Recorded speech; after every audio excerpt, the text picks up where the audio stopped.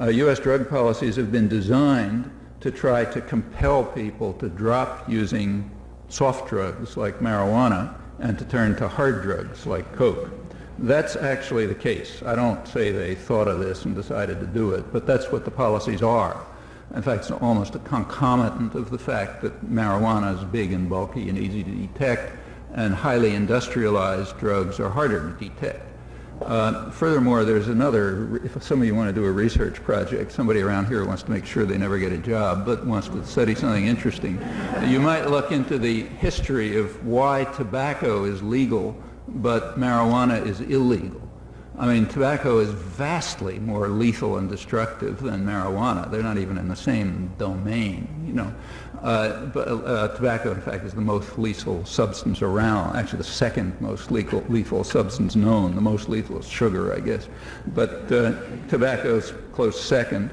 So why is tobacco illegal but marijuana illegal?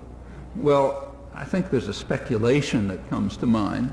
The speculation is that marijuana is kind of like solar energy. Marijuana you can grow anywhere. You can grow it in your backyard, you know, it's a weed, grows everywhere. On the other hand, tobacco is an industrial crop. You can make money on it. A lot of inputs, you know, takes a lot of capital and so on. Now, you know, if you have something legal that everybody can do, you're not going to make any profit on it, so you better make it illegal. On the other hand, if there's something that people can make a lot of profit on, especially, you know, agribusiness and pesticides and fertilizer companies and so on, it better be legal so you can get away with it. That's just a speculation. I've never seen a study on the topic, but you might want to look into it.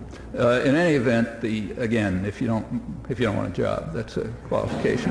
But fact is that marijuana was made illegal, though, and it's probably not good for you, but as far as anybody knows, there hasn't been one recorded overdose, I think, in about 60 million users, as far as I'm aware. But marijuana was essentially made illegal, and a very high percentage of the people now in jail are there because somebody found a marijuana joint in their pocket, quite literally. So Colombia, in fact, shifted from producing marijuana, which is now mostly produced here, to producing cocaine, an industrial